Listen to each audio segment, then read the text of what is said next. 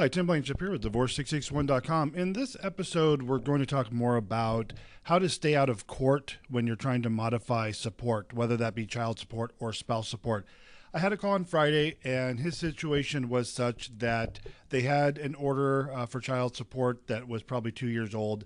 There was a change in circumstances where the income had decreased by about 50% on his end. And so he wanted to reduce the amount of child support paid.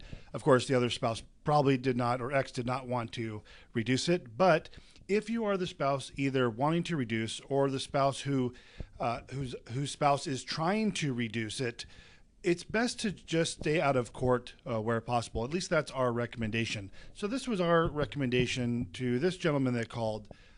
And again, here was their situation. He wanted to reduce it. His income was about a half of what it had been in the past. And his first thought was, well, we want to file a motion, go to court so the judge can make the order. Great. That is what you'll have to do if you cannot come to an agreement outside of court. But here's what I recommended that he do at first to see if he can come to an agreement prior to actually going to court.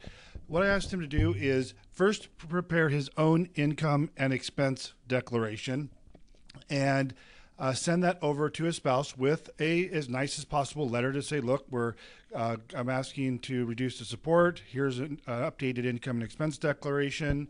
And here's my reduced pay stubs. Here's a copy of my pay stub showing that my income's reduced.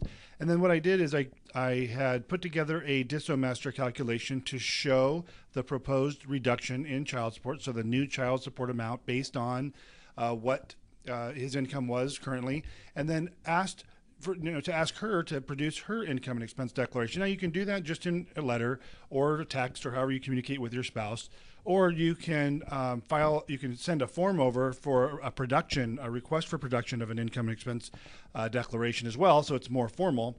And then if everyone cooperates with that, you can look at the incomes, you can look at the pay stubs, you can make a comparison, and then we can just do a new DissoMaster calculation to come up with the new child support number.